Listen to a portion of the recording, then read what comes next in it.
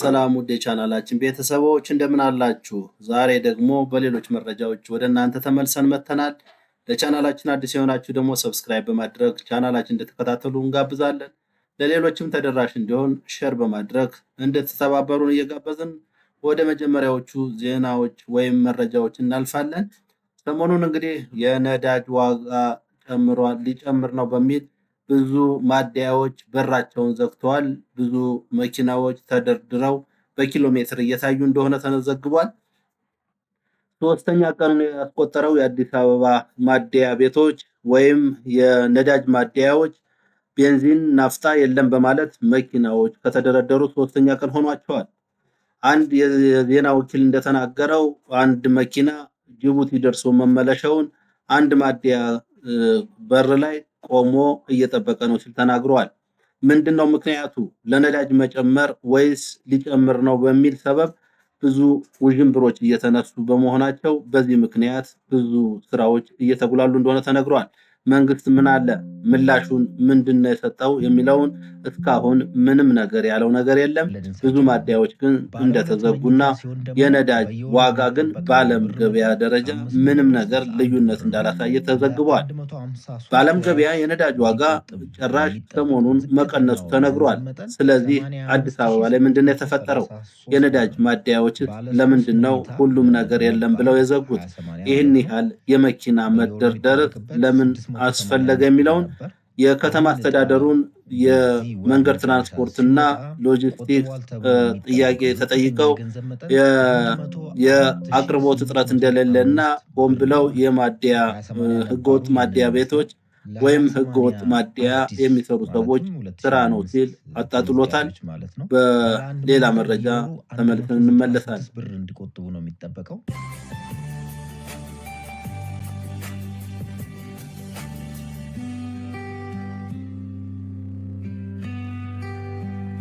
ሰላም ውድ ቻናላችን ቤተሰቦች እንደምን አላችሁ? ከዚህ በፊት እንግዲህ በቤቶች በኮንዶሚኒየም ቤቶች ዙሪያ መረጃዎችን በተከታታይ ስናቀርብ እንደነበር የሚታወስ ነው። አንዳንድ ጥያቄዎቻችን የ20/80 እና 40/60 ቤቶች ዋጋ ማሻሻያ ከዚህ በፊት መረጃ ሰጥታችሁን ነበረ። በድጋሜ አስታውሱን በማለት ሰሞኑን ኮሜንት ላይ ሲጠይቁን ነበረ። በአዲስ ዋጋ መሰረት የቤቶች ዋጋ ባለ 1 መኝታ፣ ባለ 2 መኝታ እና ባለ 3 መኝታ ምን ይመስላል የሚለውን ጥያቄ ጠይቀውናል። እኛም እንግዲህ መለስ ብለን ከዚህ በፊት የሰራነውን ቪዲዮ እንደገና በድጋሚ ወደ እናንተ የተወሰኑ መረጃዎችን ለማስተላለፍ እንሞክራለን። እንግዲህ ከስቱዲዮ እንጀምራለን። የመጀመሪያው ስቱዲዮ 20/80 10/90 የሚባለው ማለት ነው 39,000 በካሬ ነው። 37 ካሬ ድረስ ሊደርስ ይችላል የሚል እንግዲህ የወጡ መረጃዎች ያሳያሉ። ባለ 1 መኝታ እስከ 52 ካሬ ነው የሚደርሰው 39,000 በካሬ ነው። ይሄም ባለ 2 መኝታ 64 ካሬ ድረስ ይደርሳል። ይሄም በ39,000። ይሄ እንግዲህ ከፍተኛውን ዋጋ ነው እየነገርኳቸው ያለሁት።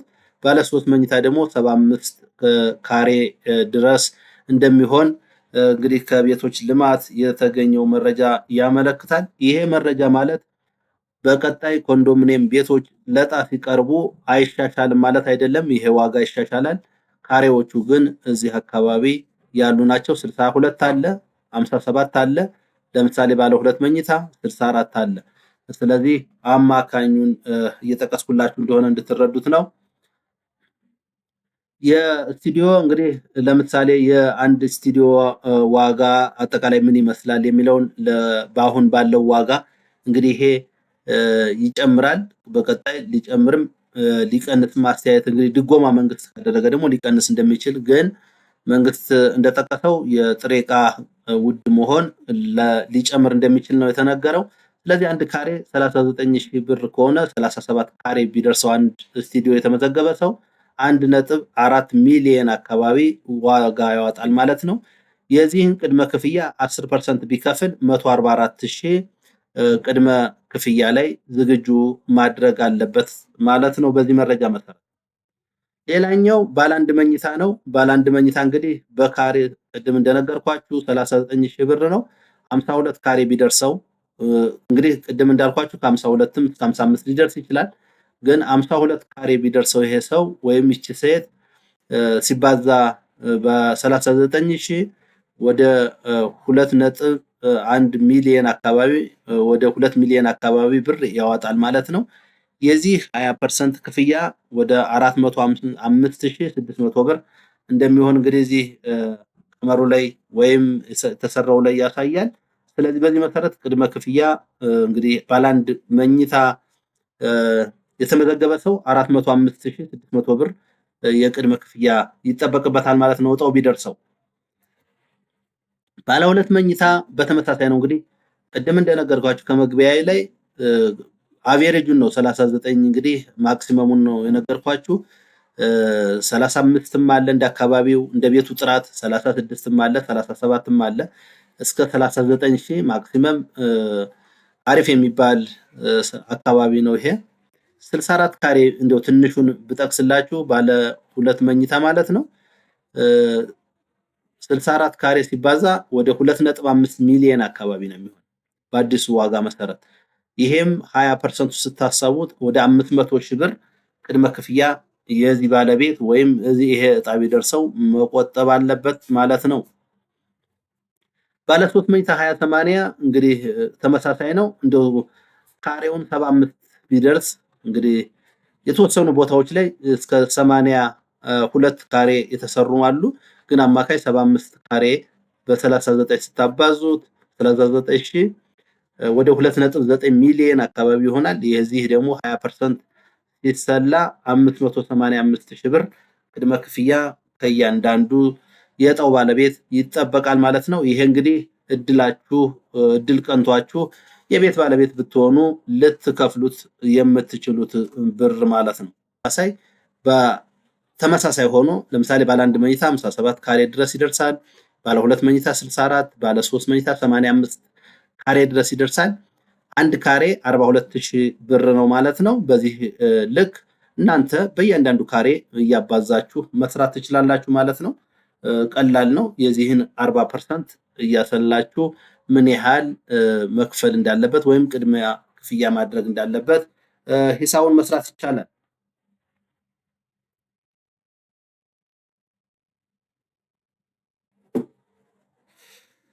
ስለዚህ ወደ 40/60 ስንሄድ ደግሞ እንግዲህ የ40/60 አዲስ ዋጋ መሰረት አድርገን የተወሰኑ መረጃዎችን ወደ እናንተ አሁንም እንሰጣችኋለን። የ40/60 ደግሞ አዲስ ዋጋ እንግዲህ እንደሚከተለው ወደ እናንተ ይዘን መተናል። የአንድ ካሬ ዋጋ 42,000 ብር ነው። የካሬው ስፋት እንግዲህ በአማካኝ ባለ አንድ መኝታ 57 ካሬ፣ ባለ ሁለት መኝታ 64 ካሬ፣ ባለ 3 መኝታ እስከ 85 ካሬ ይደርሳል ማለት ነው። ይሄ በእያንዳንዱ ዋጋ ምን ይመስላል የሚለውን በደንብ ማየት እንችላለን። እንግዲህ ዋጋ እንግዲህ በካሬ እስከ 42,000 ብር እንደሚደርስ እንግዲህ ከቤቶች ልማት በአዲሱ የዋጋ ማሻሻያ መሰረት የተጠቀሰ ነው። ባለ አንድ መኝታ ስፋቱ እንግዲህ 57 ነው በአማካኝ። ባለ ሁለት መኝታ የ40/60 64 አካባቢ ነው። ባለ 3 መኝታ እስከ 85 እንደሚደርስ ነው። በእያንዳንዱ ዋጋው ምን ይመስላል የሚለውን ደግሞ እንየው እስኪ። እንግዲህ 40/60 አዲሱ የማሻሻያ ዋጋ የአንድ ካሬ ዋጋ እንግዲህ 42,000 ብያችሁ ነበረ። ባለ አንድ መኝታ ቤት ምን ያህል ይሆናል ነው 57 በአማካኝ 57 ካሬ ቢሆን ባለ አንድ መኝታ ሲባዛ በ42,000 2,394,000 ነው የሚሆነው ማለት ነው። የዚህ ደግሞ 40%ቱ ቅድመ ክፍያ በ40% ስታባዙት 957,600 ብር ይሆናል ማለት ነው። ይሄ እንዲሁ ለማስታወስ ያህል ከዚህ በፊት ሰርቼላችሁ ነበር። በድጋሚ እንድሰራላችሁ በጠየቃችሁ መሰረት የተሰራ መረጃ ነው። ይሄ መረጃ እንግዲህ አሁን ላይ እየተሰራበት ያለው ነው። በቀጣይ እጣው በ2018 እንግዲህ ከ97,000 ቤቶች አካባቢ እጣ ሲወጣ ከዚህ ዋጋ ሊጨምርም ይችላል። በዚህ ዋጋም ሊቀጥል እንደሚችል ታሳቢ እንድታደርጉ ለማሳሰብ እንወዳለን። ባለ ሁለት መኝታ ተመሳሳይ ነው። ካሬው ወደ 64 አካባቢ ነው። ይሄን ስታባዙት ወደ 2.7 ሚሊዮን አካባቢ ይሆናል ማለት ነው ሙሉ ክፍያው። የዚህ 40% ስታሰሉት 1,075,200 ብር አካባቢ ቅድመ ክፍያ ማዘጋጀት ይጠበቅበታል ማለት ነው ከእያንዳንዱ ባለዕጣ። ስለዚህ በዚህ መሰረት እጣችሁን ሊደርሳችሁ ስለሚችል በዚህ ልክ መቆጠብ ጥሩ ነው ከወዲሁ ማዘጋጀት ራስን አስፈላጊ ነው ብለን እናምናለን። ሌላው ባለ 3 መኝታ ነው። ባለ 3 መኝታ 85 ካሬ አማካይ ብንወስድ ሲባዛ በ42,000 ብር 3.6 ሚሊዮን አካባቢ ይፈጃል ማለት ነው። በዚህ እንግዲህ ይሄ በነበረው ዋጋ ነው። የዚህ 40% 1.4 ሚሊዮን አካባቢ ቅድመ ክፍያ ይጠበቅባቸዋል ማለት ነው። እጣው በዚህ ዓመት ከሚወጣላችሁ ሰዎች ከዚህም በላይ ሊጠየቅ ይችላል። ባለበትም ከሆነ ቅድመ ክፍያ 1.4 ባለ 3 መኝታ ይጠይቃል ማለት ነው። ውድ የቻናላችን ቤተሰቦች እንግዲህ ይሄ ዋጋውን መሰረት ባደረገ ከዚህ በፊት እንዳልኳችሁ ተሰርቶ የነበረ ነው። ግን አሁን በድጋሜ እንዳቀርብላችሁ በጠየቃችሁ መሰረት ወደ እናንተ ይዤላችሁ መጥቻለሁ። ይሄ ማለት ግን ይሄን ቅድመ ሁኔታውን እስካሁን መቆጠብ አለባችሁ ማለት አይደለም። ውድ የቻናላችን ቤተሰቦች በአትኩሮት ልታዩት የሚገባ ይህ በሂሳብ መልኩ ያሳየኋችሁ መረጃ እስካሁን መቆጠብ አለባችሁ 40% ማለት አይደለም። ይሄ መጨረሻ ላይ ቤቱ ደርሷችሁ ውል ስትወዋሉ ቅድመ ክፍያ የምትከፍሉት እንጂ እስካሁን መቆጠብ ያለባችሁን በሌላ መረጃ እነግራችኋለሁ። ይሄ ሳይሆን በየወሩ ምን ያህል መቆጠብ እንዳለባችሁ የተቀመጠ መጠን አለ። በሱ ልክ ነው መቆጠብ የሚገባችሁ ማለት ነው። እሱን አሁን ወደ ማሳየት እሄዳለሁ።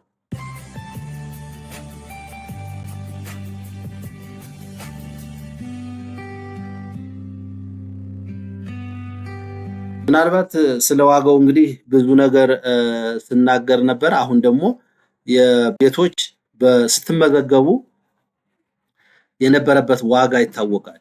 እሱን ዋጋ ምን ያህል መቆጠብ አለባችሁ የሚለውን እያየን የምንሄድበት ይሆናል ማለት ነው።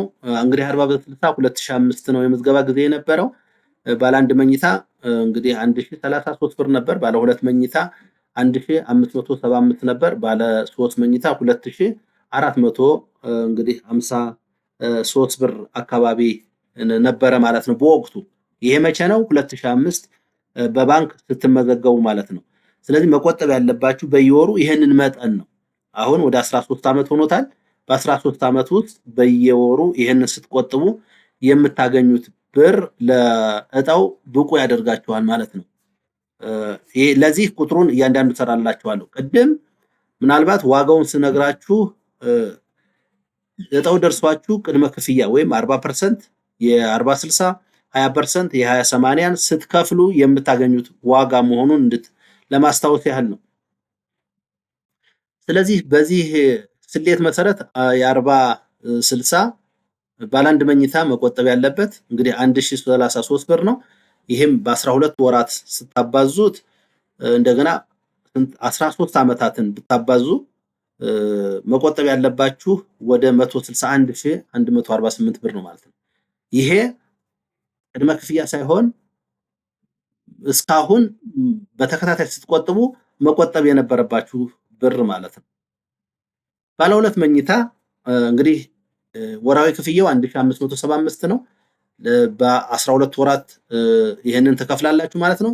ለ13 ዓመታት ስትከፍሉት እስካሁን መቆጠብ ያለባችሁ 245700 ብር ይሆናል ማለት ነው።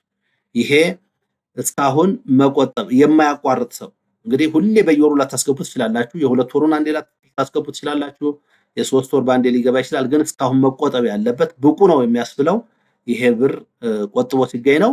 ቅድመ ክፍያ ግን እንደነገርኳችሁ ቅድም በሚሊዮን የሚቆጠር ቅድመ ክፍያ ላይ እንደዚህ አይነት ብር ነው የሚሆነው። ይሄኛው ግን በወቅቱ በተቀመጠው ብር መሰረት እስካሁን መቆጠብ ያለባችሁን ለማሳየት ያህል ነው። ባለ 3 መኝታ እንግዲህ 2453 ብር ነበረ ወራዊ ክፍያ። ይሄም በ13 ዓመታት ስታባዙት ወደ 382668 ብር እስካሁን መቆጠብ ያለባችሁ ወይም የነበረባችሁ መሆኑን እንድታስታውሱት ነው። ይሄ እንግዲህ እንደነገርኳችሁ የ40/60 ቤቶች ልማት እንደው መረጃ አስታውሰን እንደገና ስላላችሁ በዚያ ልክ ያቀረብኩላችሁ መረጃ ነው ማለት ነው።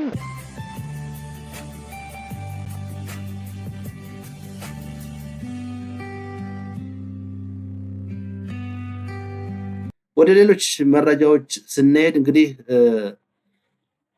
ሰሞኑን በከተማ አስተዳደሩ አማካኝነት የቤቶች ልማት እንቅስቃሴ ሲጎበኝ ነበረ።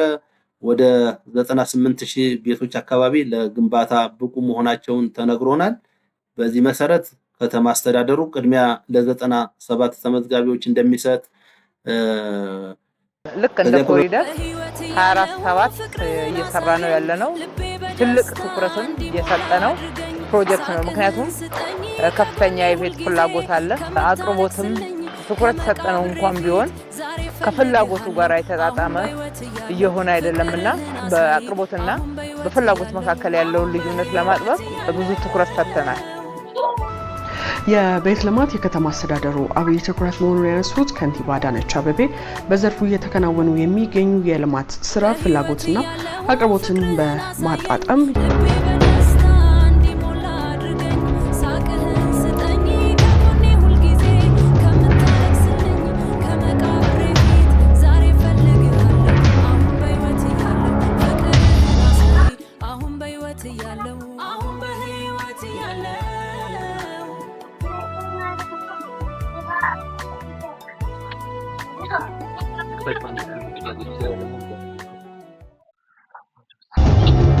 ዛሬ እየገመገምን ያለነው የቤት ልማት ፕሮጀክቶቻችን የደረሱበትን ደረጃና ያጋጠሙ ችግሮችም ካሉ በሳይት ላይ ተመልክተን ችግሮቹን በፍጥነት ለመፍታት ነው።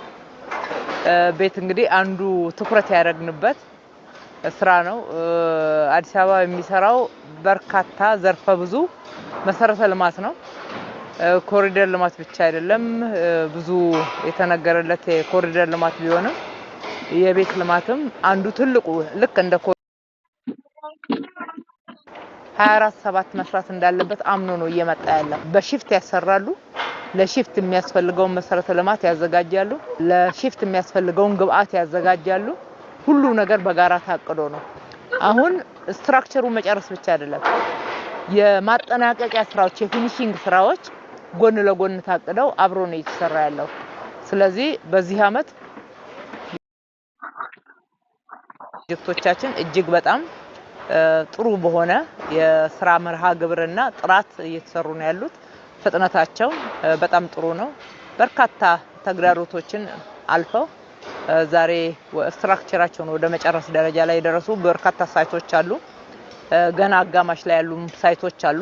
እነሱንም ፈጥነው ወደዚህ ደረጃ እንዲመጡ መደገፍ ነው እንግዲህ የዛሬ ምልከታው የግምገማውም አላማ። በየጊዜው ይሄንኑ እናደርጋለን። በከንቲባ ጽሕፈት ቤት ተደራጀ። በመቀጠል ግን ለ2005 ተመዝጋቢዎች እንደሚሰጥ ተናግሯል። ከዚህ በተጨማሪ የመጀመሪያ እጣ እንደተላለፈ ወይም በ2018 እየተገነቡ ካሉ 97 ቤቶች መካከል በዚህ አንድ ወር ውስጥና አንድ ወር ተኩል አካባቢ እስከ 50 ቤቶች እጣ ይወጣሉ ተብሎ ይጠበቃል። በእነዚህ ወቅት እጣ ከወጣ በኋላ ግን አዲስ ምዝገባ እንደሚኖር ፍንጭ ተሰጥቷል። አዲስ ተመዝጋቢ እንጀምራለን የሚል ነገር ተነግሯል። ምናልባት አንዳንዶች እንደሚጠቅሱት ይሄ ከምርጫው ጋር ተያይዞ የሚሰራ ስራ እንጂ ለተመዘገበው እስከ 400-500 ሺህ አካባቢ ሰዎች ገና ቤት ሳያገኙ አዲስ ምዝገባ ብዙም ትርጉም አይሰጥም የሚል ሐሳብ አላቸው። ሆኖም ግን ከተማ አስተዳደሩ እንደዚህ አይነት ሐሳቦች እንዳሉት መረጃውን ለመስጠት ያህል ነው። እንግዲህ የቤቶች ልማት ከተጀመረ 6 ወር አልፎታል። በ2018 ሊሰራ የታሰበው 100,000 ቤቶች ነበረ። እስካሁን እንግዲህ 97,000 ቤቶች ተጀምረዋል። ከነዚህ መካከል ከ54,000 ቤቶች በላይ ከ70% በላይ አፈጻጸም እንዳላቸው እንግዲህ ተጠቅሷል።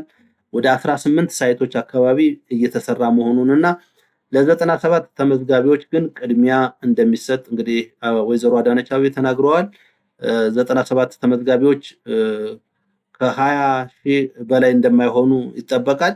በእርግጥ መረጃዎች እንደሚያሳዩት ባንክ ባላቸው መረጃ መሰረት ከ30 እስከ 40,000 አካባቢ እንደሚሆኑ፣ አክቲቭ የሆኑት ግን 10,000 እንደማይሞሉ ተነግሯል። ስለዚህ 97 ተመዝጋቢዎች ቅድሚያ እንደሚሰጣቸው ነው ወይዘሮ አዳነች አቤቤ የተናገሩት።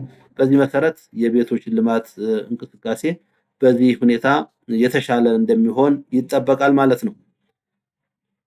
በሌላ መረጃ ከቤቶች ልማት ሳንወጣ እንግዲህ መንግስት በተለያዩ ሞዳሊቲ እየሰራ መሆኑ ይታወቃል። ለመምህራን ቦታ በማዘጋጀት ከባንክ ጋር ብድር በማመቻቸት ግንባታ መጀመራቸው የሚታወስ ነው። ወደ 57 ማህበራት እንግዲህ ከ6000 በላይ መምህራን እየተሳተፉ መሆኑ ተነግሯል። አሁን ደግሞ በሌሎች የመንግስት ሰራተኞችም እንደዚህ ይህንን ሞዳሊቲ እንዲከተሉ መንግስት ማሳሰቢያ ሰጥቷል። ተመዝግባችሁ ስትመጡ የመንግስት ሰራተኞች ቦታ አመቻችቶ ከሊዝ ነፃ የሆነ ቦታ በማመቻቸት መንግስት እንዲሰሩ የማድረግ ስራ አቅዶ እየሰራ መሆኑን እንግዲህ ተናግረዋል። በዚህ መሰረት የዛሬው ልዩ መረጃችን በቤቶችና የዕጣ ሁኔታ ምን ይመስል ነበር የሚሉ አንዳንድ በውስጥ የመጡ ጥያቄዎች አሉ። ዕጣ የሚወጣበት ቀን በእርግጠኝነት መወሰን አልተቻለም። እንግዲህ ቤቶች ልማትና አስተዳደር አካባቢ መረጃዎችን ለማግኘት ሙከራ አድርገን ነበረ፣ ግን መረጃው በግልጽ የተያዘ ነገር የለም።